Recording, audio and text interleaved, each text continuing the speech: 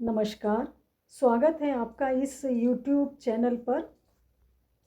आज का हमारे वीडियो का टॉपिक है अपने मन को मित्र बनाएं और जीवन की हर समस्या का समाधान करें। जीवन में तकलीफ़ें, नकारात्मक ऊर्जा और शत्रुओं का सामना हर इंसान को किसी न किसी रूप में करना पड़ता है, लेकिन क्या इसका समाधान केवल दुख करना है या केवल संघर्ष करना है, या हम इसे एक अलग दृष्टिकोण से देख सकते हैं। यदि हम अपने मन को समझकर उसे अपना मित्र बना लें और उसे भगवान की भक्ति में लगा दें या परमात्मा की याद में लगा दें, तो जीवन में सुख और शांति का अनुभव करना संभव है। हमारा मन ही हमारा सबसे बड़ा मित्र और शत्रु है। हमारा मन न केवल हमारे विचारों का स्रोत है, बल्कि हमारी भावनाओं और कर्मों का भी मार्गदर्शन करता है। हमारा मन, यदि हमारा मन नकारात्मक विचारों और भावनाओं से भर जाए तो वह हमारा सबसे बड़ा शत्रु बन सकता है। वहीं अगर हम इसे सकारात्मकता और विश्वास और भक्ति से भर दें, अच्छे विचारों से भर दें, तो यह हमारा सबसे विश्वसनीय मित्र बन जाता है। यह हमारा सबसे अच्छा मित्र बन जाता है। मन को अच्छा मित्र बनाने का सबसे अच्छा तरीका क्या है कि मन को परमात्मा की याद में और भक्ति में लगा दें। जब हमारा मन भगवान की भक्ति में रम जाता है तो उसमें विश्वास बढ़ जाता है और सकारात्मकता का संचार होता है। इस स्थिति में शत्रु चाहे जितने भी हों, वे हमारा कुछ नहीं बिगाड़ सकते, क्योंकि हमारा मन संतुलित रहता है, अच्छे विचारों से भरा रहता है। हम प्रार्थना करते रहते हैं, मन में अच्छे विचार रहते हैं और मन शांत रहता है। परमात्मा को ही अपना परम मित्र क्यों बनाएं? संसार में हर रिश्ता अस्थायी है, लेकिन परमात्मा से हमारा संबंध शाश्वत है, अटल है और हमेशा रहता है। इस जन्म में भी और हर जन्म में हमारा रिश्ता परमात्मा से अटल है।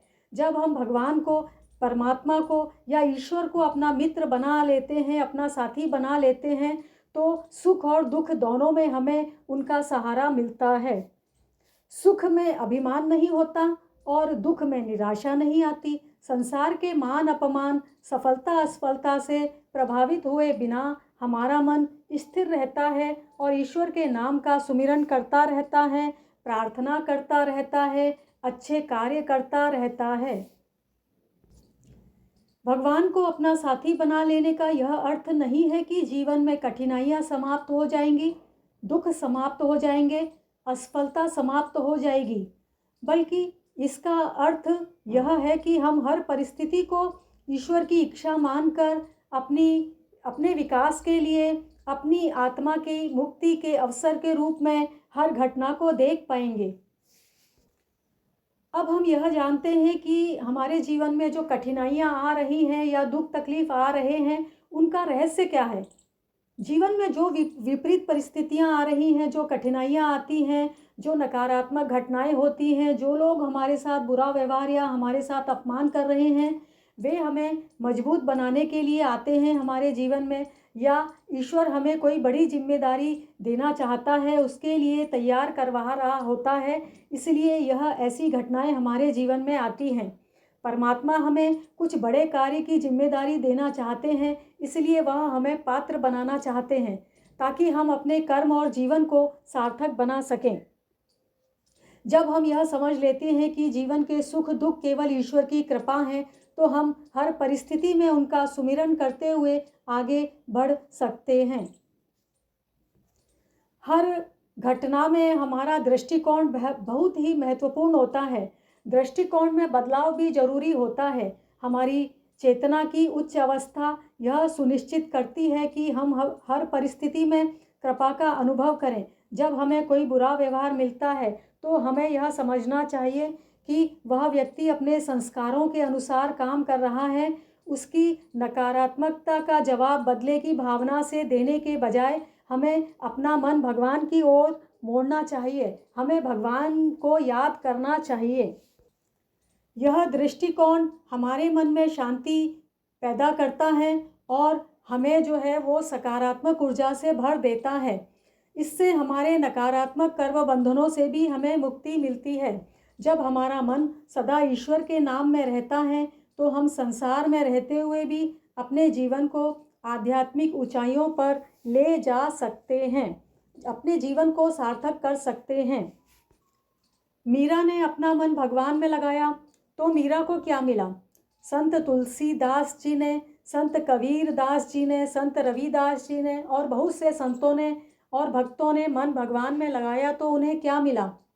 ये सभी संत और भक्त आत्माएं अपने सभी कर्म बंधनों से मुक्त होकर अपना मनुष्य जीवन सार्थक कर पाईं और लोगों के लिए प्रेरणा बन पाईं। आज भी लोग उन्हें कितने सम्मान से, कितने हृदय से, कितने सम्मान से उन्हें याद करते हैं।